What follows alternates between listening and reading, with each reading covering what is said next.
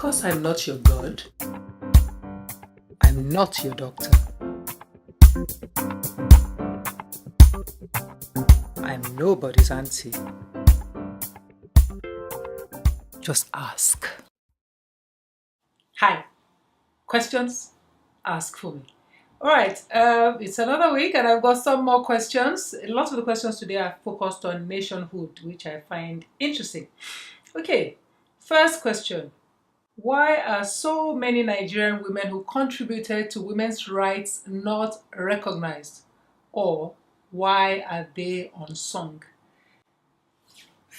Should I do this the diplomatic way or should I do it the FUNMI way?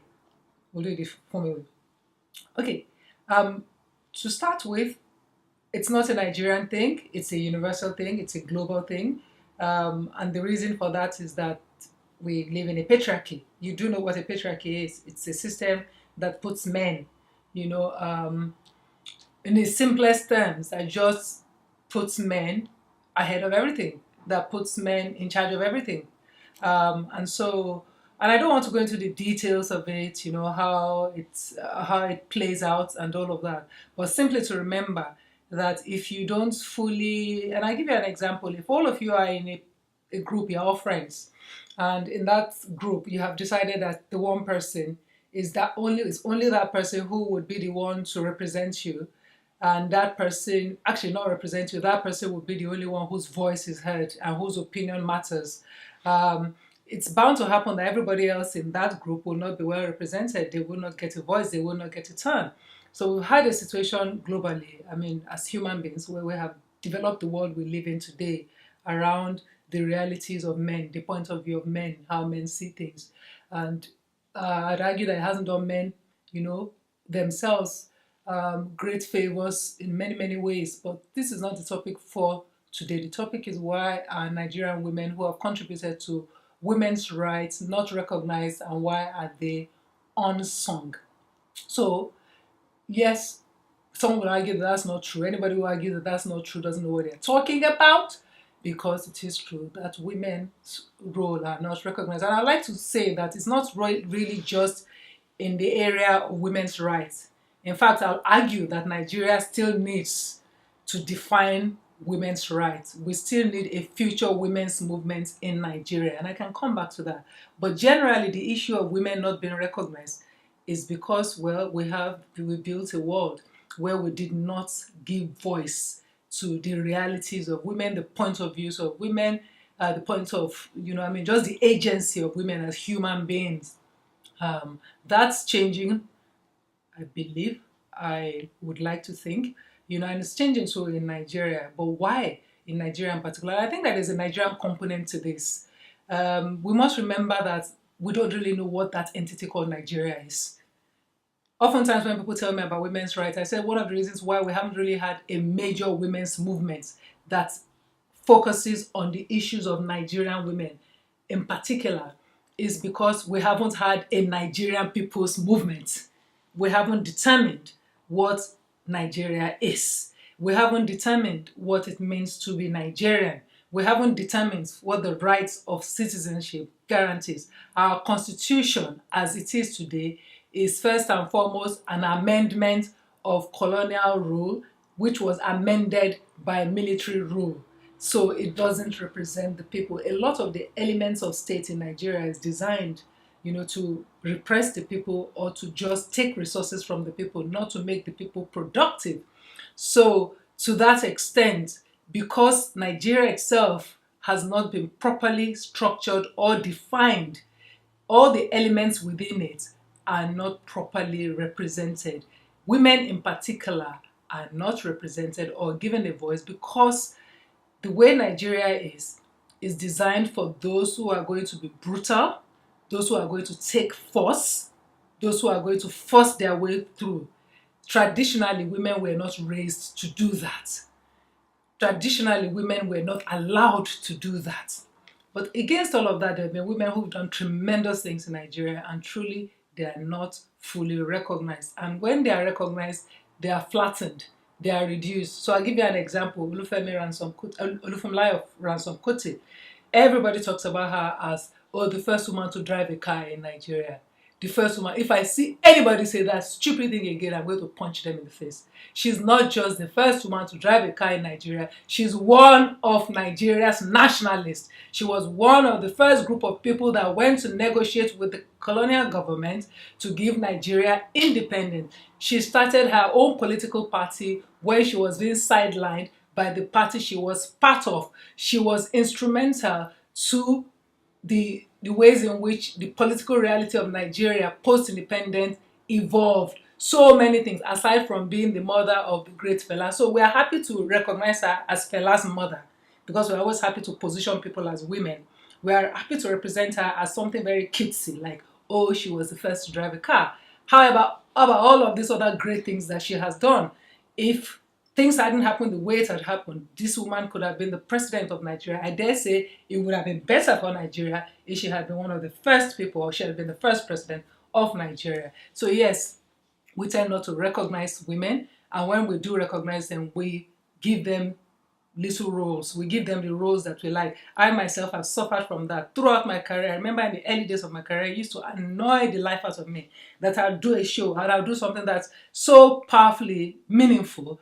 And all people want to talk about is, what dress are you wearing? Oh, who is your boyfriend? When are you going to get married? Nobody asks men these stupid questions, and they're truly, genuinely, utterly stupid questions. They're always constantly asking them. I mean, even at this age that I am now, all they want to know is, when are you going to get married? What dress are you wearing? What is this? What is that? Nobody asks me questions about the things that genuinely and truly interest me. I like processes. I like how things are made. I like farming. I like farms. I like productivity. I like science. I like technology. I'm not good at technology, but I like it. I like cooking not because I'm a woman, but because I like process of making things. I like making things come to life. We don't discuss women in those terms. It is injurious. It is dangerous. It is useless as a nation to try and develop without the ideas, the contribution, the intuition, the innovation, the creativity of half of your population, which are women. So yes, we don't recognize women as we should. It's not just a Nigerian thing. It's a global thing. This doesn't make it right. It's a stupid thing. One of the stupid things that human beings do. We should change if we really want to progress. And we should particularly today, start to give full agency to women, full voice to women, full rights to women to speak on their own behalf, and to speak about the things that matter to them, and to do the things that matter to them, and to consider women first and foremost in terms of their ideas and their minds, not their sexuality, not their sexual organs, not the roles that they play. Okay, where am I going to end that rant? I know it is becoming a rant, but it's something that is close to my heart. Where I'm going to end is that Nigeria still needs a women's movement. What we know as feminism in the world today is very much Western.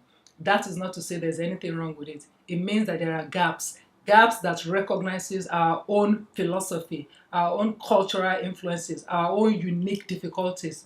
That's why Nigeria will still have to have her own women's movement. And incidentally, same Olufumulayo Ransom Kuti was one of the first people who tried to do that, to gather women on the grassroots level. And I'll say this to women generally, the tendency to have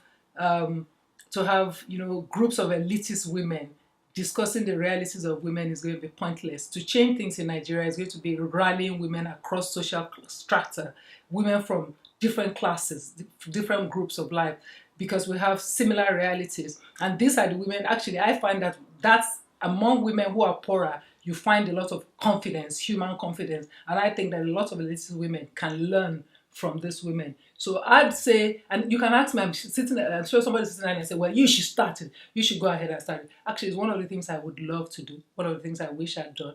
One of the things that, I would support. I'm not going to say that that's what I want to do, but I would say, it's another thing actually. You can say that, you can think that. That's one of the ways and things that people say to shut people up. They'll say to you, oh, so if you think so, why don't you go and do it? Well, because I can't bloody well do everything. I've done more than enough. I've done a lot of stuff. You're watching me, you can do it. And it doesn't have to be started by women. Ask about men actually being part of this. Every time we talk about patriarchy, we talk about it as if it's good for men. patriarchy is not good for men too. It's only good for older rich men. Younger men, poorer men, nah.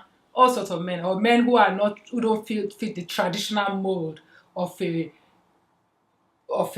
brawny, warring, aggressive male prototype.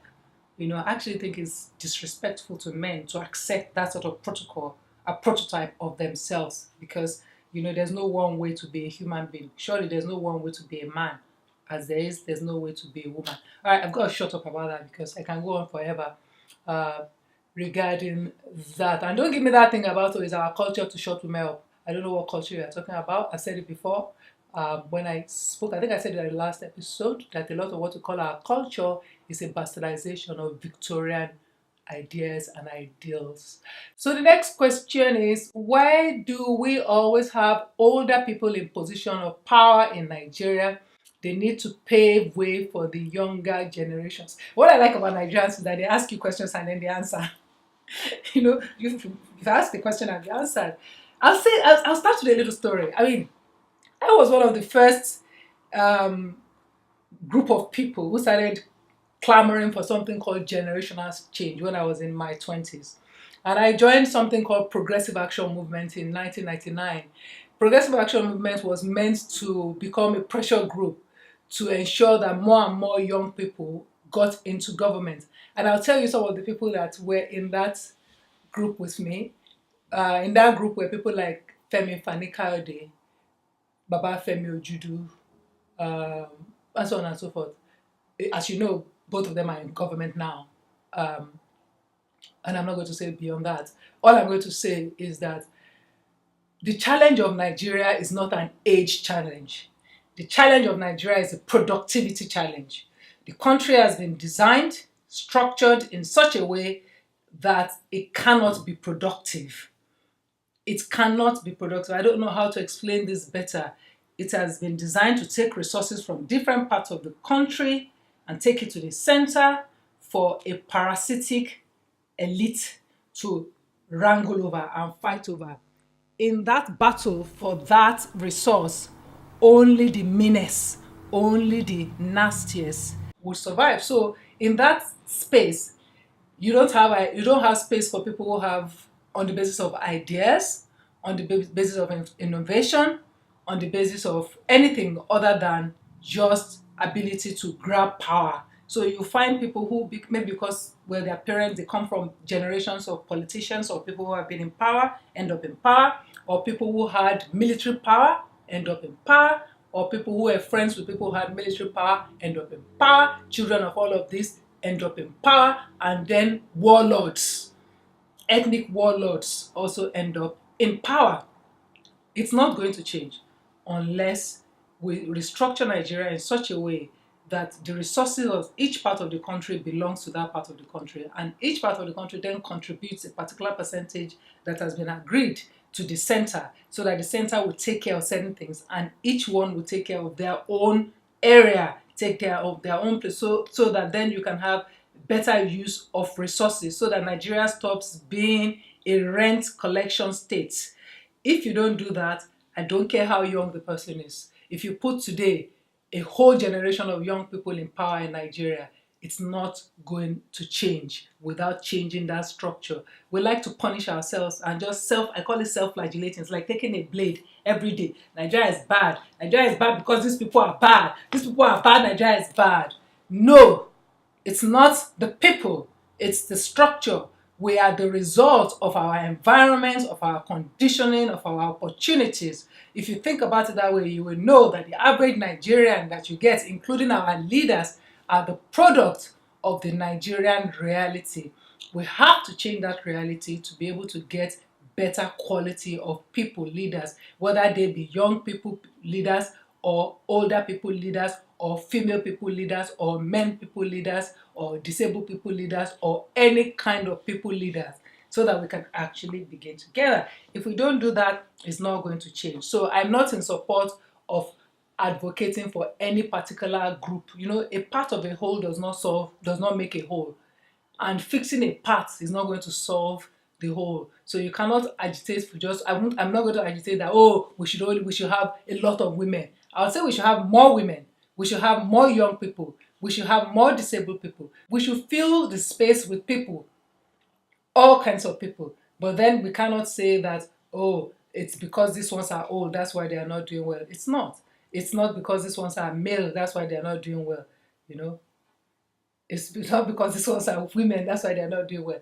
It's because this nature of the structure, the nature of the beast is to be rent collecting, non-productive, corrupt, and inefficient. If we don't tinker with the nature of that beast, the beast is not going to become a pet. So, next question. I mean, I should be sweeter and nicer, right? I should be. Nah. So, last question for today. Would you allow your teenage daughter marry an older man if she's 16 and the man is 40 plus?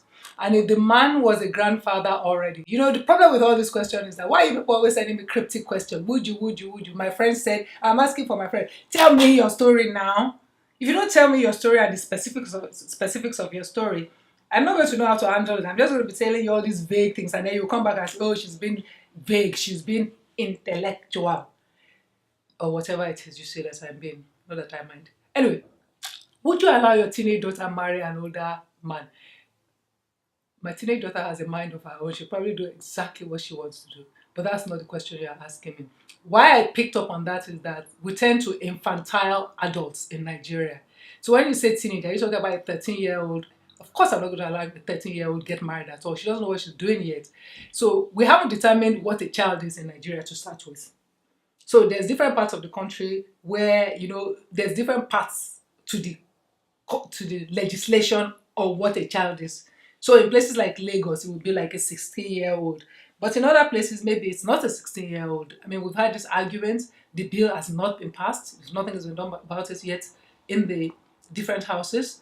But if we're talking now specifically about persons, you know, not about just the whole country, I'll say that nobody should please marry. And it's interesting that they're asking me, would you allow your teenage daughter marry? Would you allow your teenage son marry? So if your 16-year-old son came today and said, I wanted to marry a 40-year-old woman, what would you say? What would you say? Oh, I say the same thing for your daughter now. If you will not allow, or if you will not encourage, or if you will not support your 16-year-old son marrying a 40-plus old woman, why are you pushing your daughter to, why would you support it for your daughter? And then they'll say to me, oh, it's different. You know, it's different in what way? Please break it down to me. It's different in what way? 40-plus women are not, it's not possible for them to marry 60-year-old boys. You know, what are we really saying? So really, the thing about marriage is that marriage is a very important step. It affects everything, your finances, your well-being, it affects everything. I don't think that anybody should go into marriage without being ready for it. And to be ready for it is not just to be ready biologically. You have to be ready emotionally. You ideally ought to be ready financially, especially if you're going to have children. To that extent, teenage marriage is difficult because it's not something that I'd encourage because, well, you're a teenager. It's a good time to still be finding yourself and discovering the world. That question is twofold, isn't it? The person says if she's 16 and the man is 40 plus. Okay, so that's what they're saying. I mean, I'm only being specific about this particular one. I'm not talking outside of the brief that I was giving. The person said if the man was a granddad already. So I just don't know. I mean, I don't know about him being 40 or her being 40 or being granddad or anybody. You can marry somebody who is a 40 year old if they are free, if they maybe they're a widower, a divorcee, or they're single. But ideally, if anybody is marrying anybody, they should at least be adults. They should be adult not just biologically, but emotionally, and also in terms of the resources they have. I don't think that we understand that these sort of situations, particularly teenage marriage, you know, enforced teenage marriage is expensive for societies too, because you raise children in circumstances that doesn't give the children a chance, and those children too might then become people who are not able to get ahead in life, and they will become either dependent. And Nigeria, for example, Nigeria is not going to carry anybody's burden. So then it becomes a situation where the persons might then resort to less than ideal situations, ideal things to survive. So yes, no teenage marriage. Just don't marry. Don't marry when you're a teenager. You've got the whole of your life. What you marrying as a teenager for? What you married? So when you get married as a teenager, what are you going to do next? Do something fun. Do something interesting. And I know I'm saying this now also as a privileged, middle class woman, because several parts of Nigeria, as in several parts of the world, girls don't even have the opportunity to make, to contribute to that conversation. They just marry them off at any stage. I would like to say that any society that wants to consider itself advanced should be a society that does not allow that to happen. Nigeria should get to a stage where the state of Nigeria will not allow anybody marry off their underage child for any reason whatsoever. They just won't allow it. So if you try to do it, the state will stop you. That's the kind of thing we need to aim for. When these people are no longer children, anything from age, whatever, it depends on Lagos State. Nigeria is 16, I'd say from age 16, 18, you can do what you like with yourself. But I'd still very much encourage teenagers not to get married, not even to other teenagers. And I know some people will say, oh, there have been some great examples. My grandfather married at 14 and my grandmother married at 16 and they did well. You are not your grandmother. You are not your grandfather. You don't live in the life at the times of your grandmother and your grandfather. By the way, your grandmother and your grandfather probably lived in a world where there was no anesthetics. And I don't think you want to have your operations without anesthetics. So let's not confuse issues. Let us not encourage people who are not emotionally ready yet to take the decision of marriage. They can take it a little further down the line and enjoy the relationship. Is that all? Yes, I feel that today I was just fighting. There are days like that when you just want to fight or seem like you're fighting. Okay, let's not fight. Let's send in more questions. I'll expect more questions from you. Remember what you need to do. You email them or you send them to me on WhatsApp. No, not WhatsApp. Don't send me WhatsApp. Do not send me WhatsApp. People send the most crazy things on WhatsApp. Don't send me WhatsApp. So you send them to me on Twitter, Facebook, or Instagram. Use the hashtag AskFunmi or send it by email, askfunmiyoda@funmiyoda.com.